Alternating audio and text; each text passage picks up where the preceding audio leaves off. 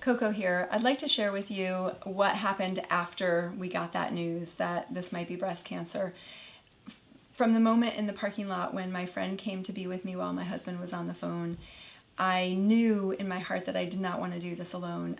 And I knew I wouldn't do it alone because I have the fortune of having a wonderful husband and child and also family around me and friends. But I didn't want to do it alone, even just the three of us. I wanted to have a circle of love around me and around us. And the idea of a circle of love first came to me when my mom was in the hospital almost 4 years ago for her, what would be her last surgery. And I wanted to create something that would help me update the people who loved her and whom she loved, as well as create a support network around me and my family while we were, being with my mom in this time of uncertainty. And so I had this email list and I would write the updates, and as it got more critical and my mom was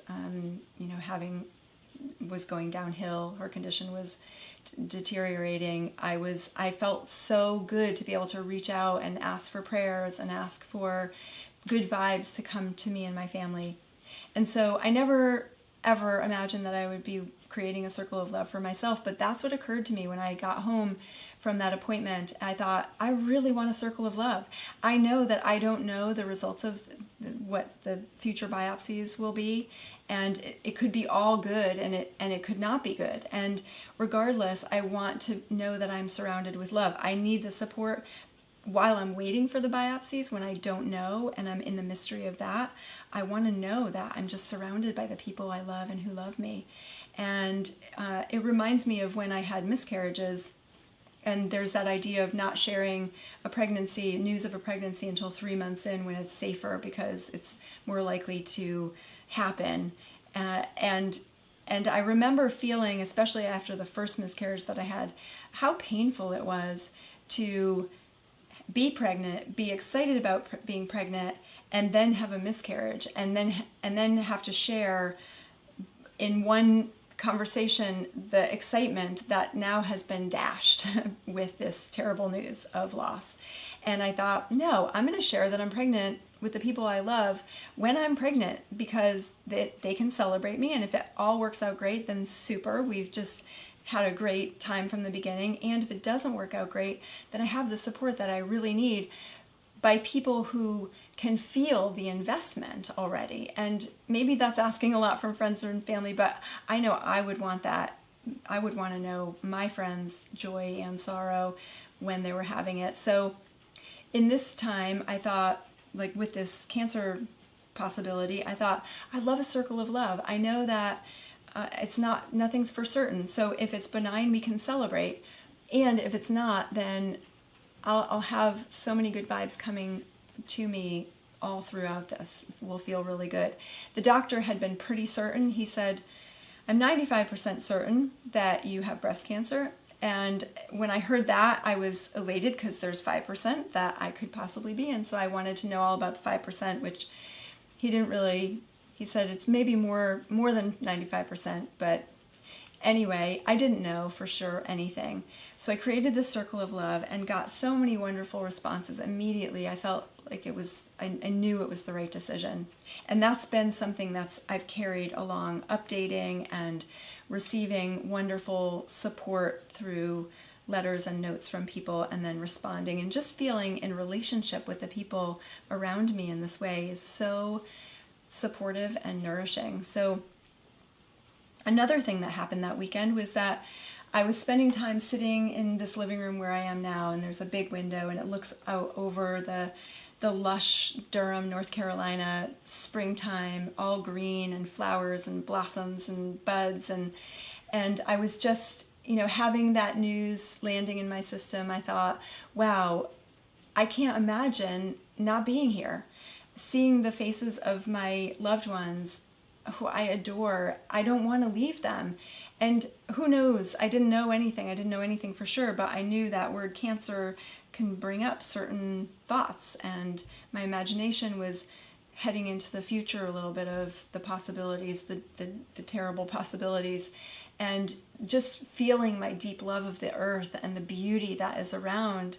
And I thought, oh, I do not want to leave this world, this beautiful and sometimes crazy world. I'm not ready to go. And I also felt in that moment the naturalness of how my mind would work like that it would move into the worst case scenario and picture that.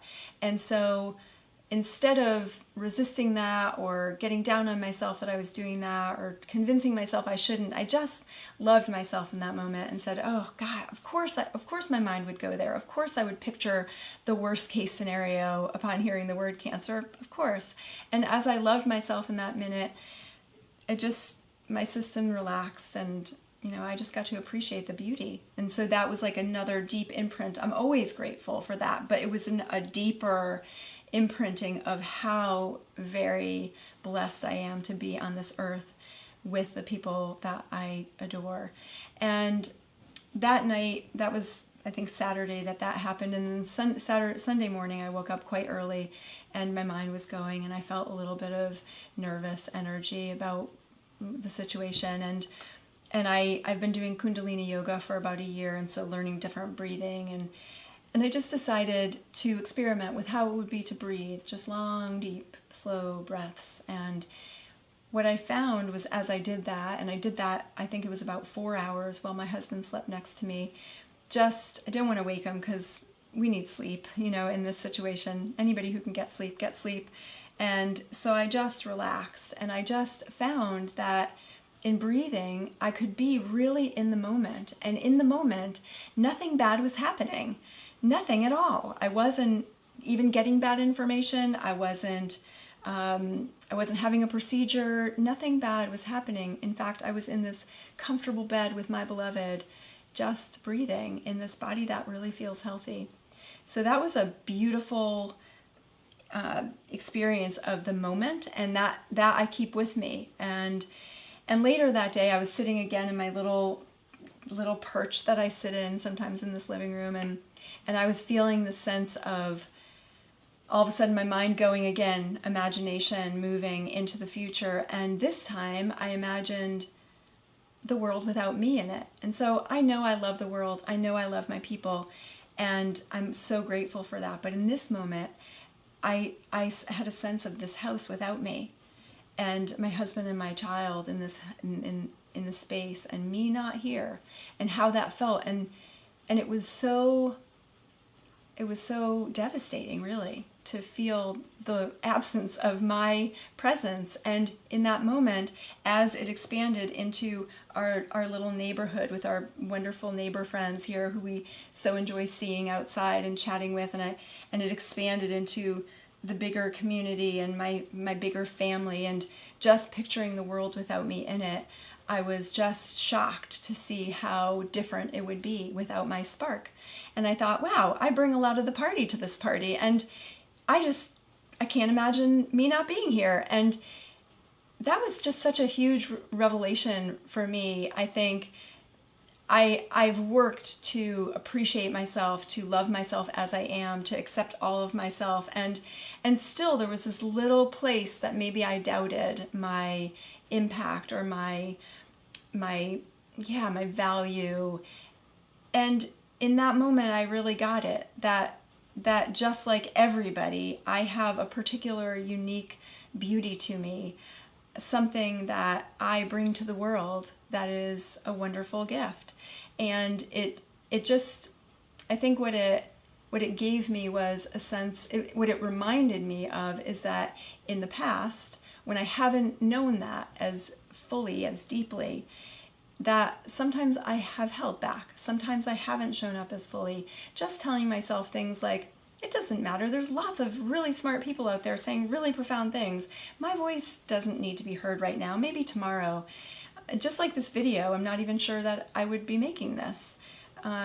So that was a huge piece for me to realize, and I've taken that with me, and I think that I probably do show up a little more fully and a little less holding back and like, what the heck, life is short. I learned that when my mom died, and like, this is the moment. This is it. Nothing more than this is promised. Enjoy it. Be full in it. Say what needs to be said, what wants to be said. That's my lesson that I've been trying to learn over the past 4 years since I lost my mom, and really embody. And this is like a whole new setting in of that. So that's about that weekend. I spent lots of great time with people that I love and felt really supported and continue to feel supported. And I really appreciate you listening to this. It feels really good to share this story with you. And I hope that wherever you are, you're taking really good care of yourself. And I hope to see you soon. Take care.